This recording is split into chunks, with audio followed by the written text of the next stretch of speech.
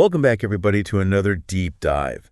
This time, we're going to be talking about something that I think is super interesting, and that is a lifelong learning plan, which is designed to help all of us thrive and flourish. Wow.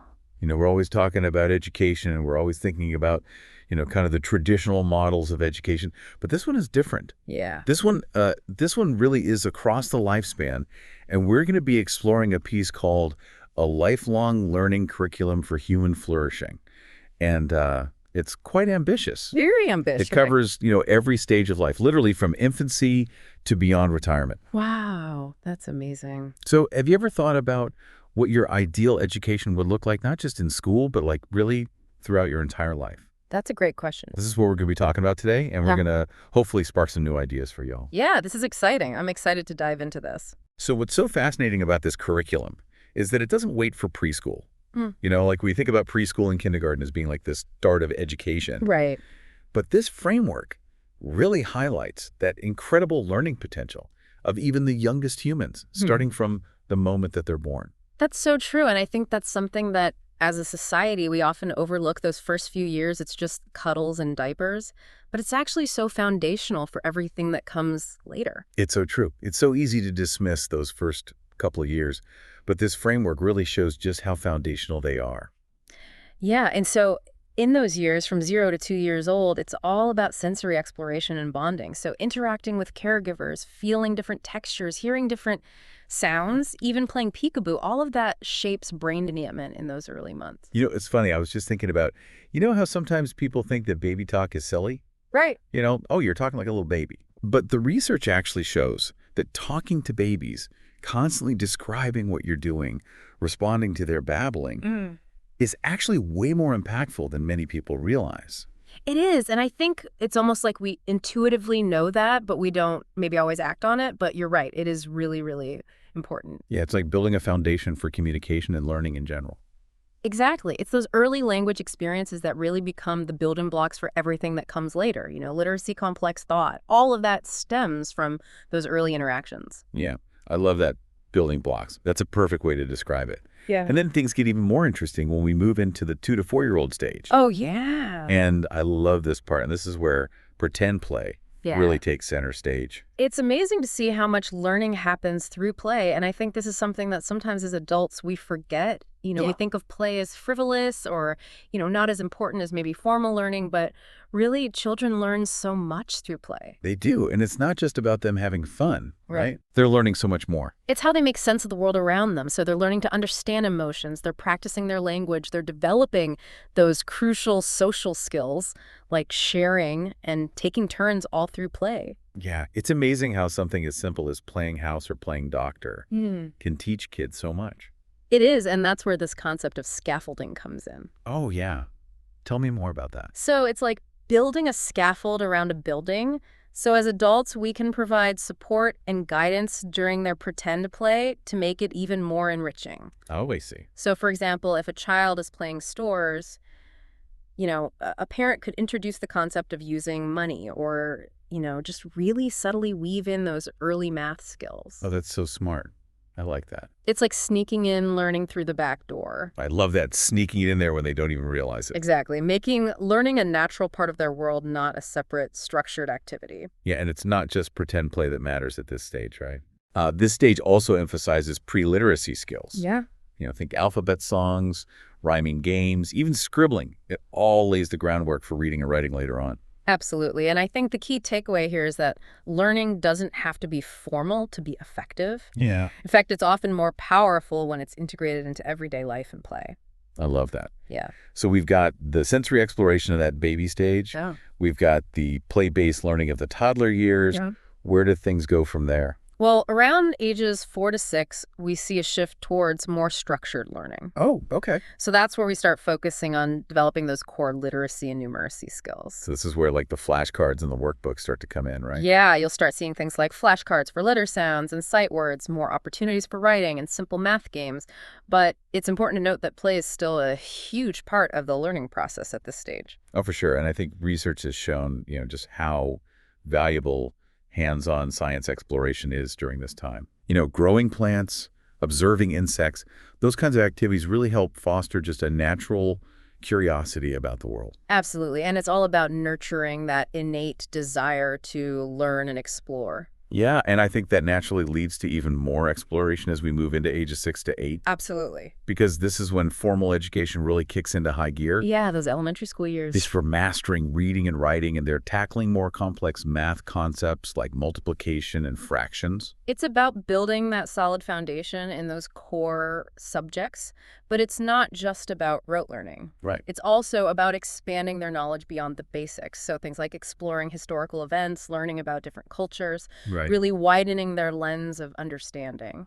It's amazing how much kids can absorb at this age. It is. And I think, if we think about a well-crafted curriculum really sparking a lifelong love of learning, it can really happen here. Yeah, that's the ultimate goal, right? To equip them with the knowledge, the skills, and that passion to keep learning and growing throughout their lives. Absolutely. And speaking of lifelong learning, that brings us to the 8 to 10-year-old stage, where we're really shifting the focus towards becoming independent learners. Okay, so how does that play out in practice? Well, the curriculum emphasizes inquiry-based learning, so encouraging kids to ask their own questions, research topics that they're interested in, and then share what they've discovered. That makes a lot of sense. Right, so it's not just about passively absorbing information, but being active participants in their learning. Totally. It's not just about absorbing, it's about learning how to learn. Exactly. And this is also where we start to see the power of interdisciplinary learning. Okay. So let's say a child is fascinated by ancient Egypt. Okay. Instead of just reading a history textbook, they could explore it through geography, art, literature, even math. Making those connections across different subjects really brings learning to life. That's so much more enriching, I think, than just like memorizing dates and names. Right. It becomes a living, breathing topic, not just facts on a page. I love that. And it's important to remember that beyond academics, this is a critical time to nurture their talents and interests outside of school. Absolutely. So whether it's sports, music, coding, or something else entirely, this is when kids can really discover what lights them up. And those passions, can turn into lifelong pursuits. Exactly. But before we get ahead of ourselves, let's talk about those often turbulent tween years from ages 10 to 12. Oh, yeah. That can be a tricky time. They can. And this stage brings its own unique set of social and emotional challenges. It does. And the curriculum, I think, does a great job of acknowledging that. Yeah, it's not just about academics at this point. It's also about navigating those complex social dynamics and developing emotional intelligence. Exactly. And so there's a big emphasis I noticed on programs that teach social skills, conflict resolution, emotional regulation. It's about giving them the tools to navigate those tricky interpersonal situations and build healthy relationships, because we all know how important that is. Yeah, and I imagine mentorship plays a crucial role during this time as well. Absolutely, whether it's through formal peer mentoring programs or just having those positive adult role models outside of their families, those supportive relationships can be invaluable. Yeah, it's just about having someone to talk to. Right.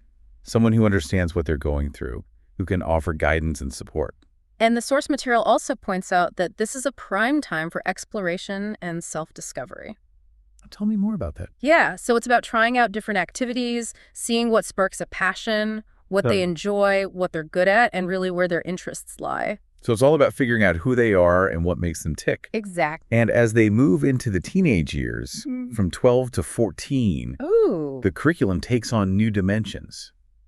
So what are some of the key focuses during this stage? This is when the curriculum really dives into the development of critical thinking and a deeper understanding of their values and beliefs. Okay, so it's not just about what they know. Right. It's about how they think and what they believe in. Yeah. Exactly. And it encourages teens to engage in those discussions about ethics, morality, and social justice. Wow. Really grapple with those big questions and form their own opinions. Those are big topics. They are. But it's important to start having those conversations early, and it naturally leads to developing those critical thinking skills. Absolutely, because it's about learning to evaluate different perspectives, analyze information, and form those well-reasoned arguments. Exactly. Those are skills that are essential, not just for academic success, but for navigating life in general. 100%. And the source material even mentions community engagement as a key component of this stage. That's right. So this is a great time for teens to get involved in service projects or civic activities. So they can kind of put those values into practice. Yeah, fostering that sense of responsibility, empathy, and active citizenship, because they start to understand that they have the power to make a positive impact in their communities. And as they move closer to adulthood, from ages 14 to 16, the focus shifts to what? Well, that's when specialization and exploring potential career paths come into play.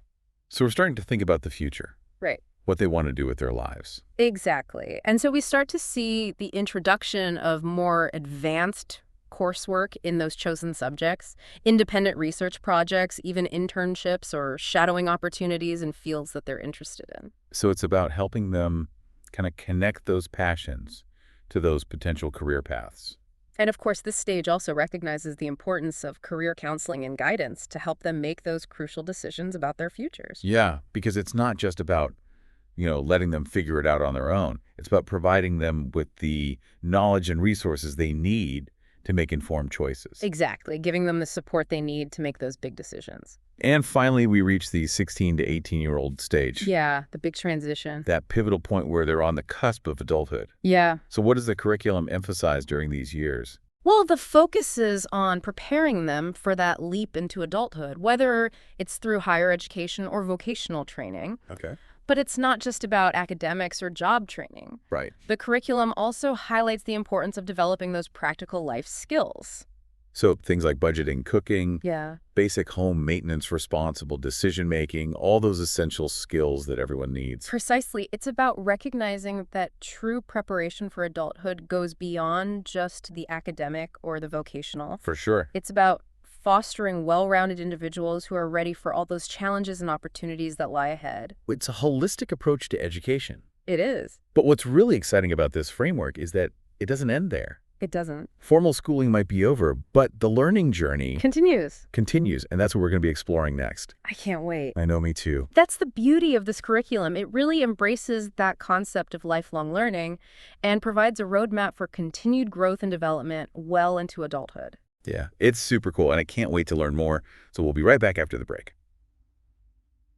So we just spent some time really diving deep into the first almost 2 decades of life. Yeah, those formative years. And it's so fascinating to think that learning doesn't just stop there after high school. Right, exactly. This lifelong learning plan actually gets even more interesting as we explore those crucial years after graduation from ages 18 to 25. Yeah, and what I find really refreshing about this framework is that it acknowledges that there isn't just one path to success. Totally. Not everyone needs a 4-year university degree right out of high school. Yeah, it seems like, as a society, we're finally moving past that one-size-fits-all mentality when it comes to education. Exactly. And the curriculum highlights the value of those accessible higher education options, whether it's community college, online learning platforms, or vocational training. So it's about offering that flexibility. Right. Recognizing that people have different learning styles, career goals, and life circumstances. And meeting people where they are, not trying to force them into a mold.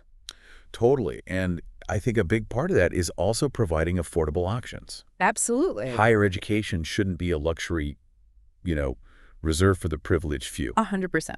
So we've talked about, those different options for higher education. Yeah. But let's not forget about the importance of professional development during these years. Right. Internships, apprenticeships, those early career programs can make a huge difference. It's about bridging that gap between formal education and the workplace.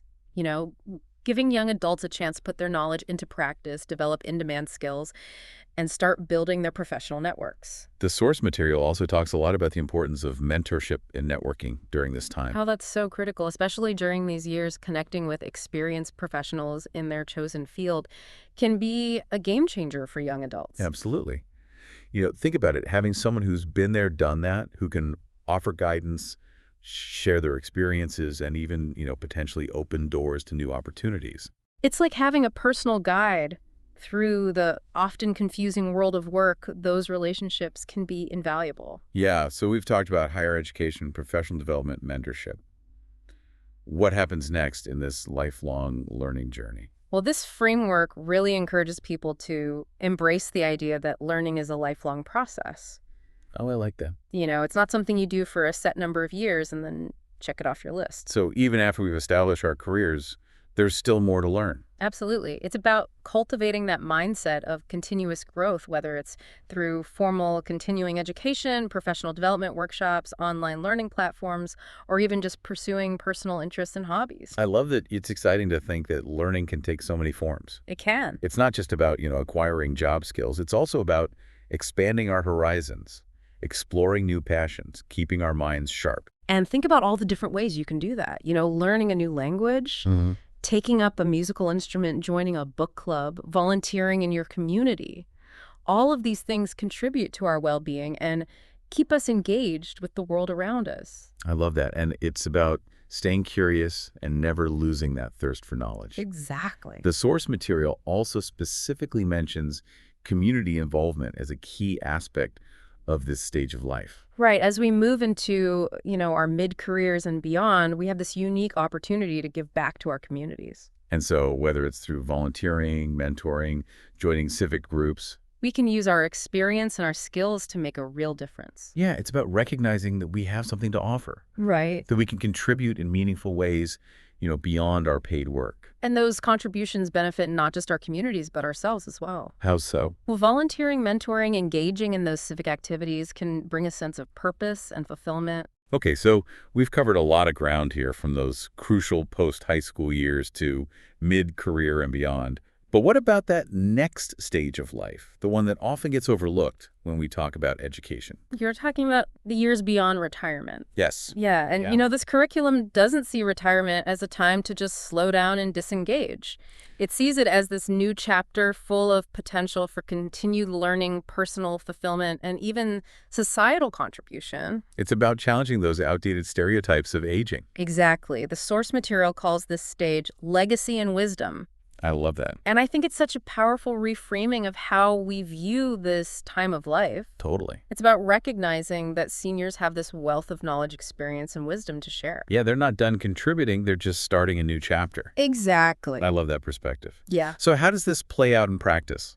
What are some concrete ways that seniors can continue to learn, grow, and contribute? Well, the curriculum encourages seniors to find activities that bring them joy, challenge them intellectually, and keep them connected to their communities. Okay. So it could be mentoring younger generations, sharing their skills through volunteer work, or taking on leadership roles in community initiative. So it's really about embracing the idea that it's never too late to learn, grow, and make a difference. Exactly. And it's inspiring to think about all the ways that people can continue to thrive well into their later years. It is. It's very cool. And this framework really underscores the idea that learning is a lifelong journey. It does. And that each stage of life offers those unique opportunities for growth and contribution. It's a beautiful thing. And on that note, I think it's time to wrap up part 2 of our deep dive. Okay. We've covered a lot of ground, We have. but we're not done yet. Not yet. We still have one more stage of life to explore, That's right. that often forgotten chapter beyond retirement. So stay tuned. We'll be right back.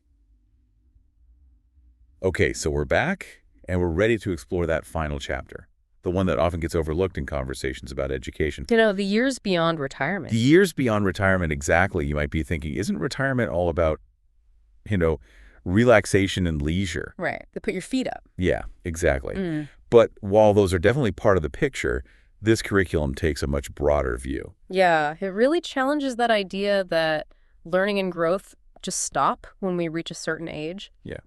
And it highlights the incredible potential of this stage for continued learning, personal fulfillment, and societal contribution. Yeah, the source material calls this stage legacy and wisdom, which I just love. Me too. It really captures the essence of what it's all about. Yeah. It's not about fading into the background. It's about recognizing that wealth of knowledge and experience that you've gained over a lifetime. Right. And finding ways to share that with others. Exactly.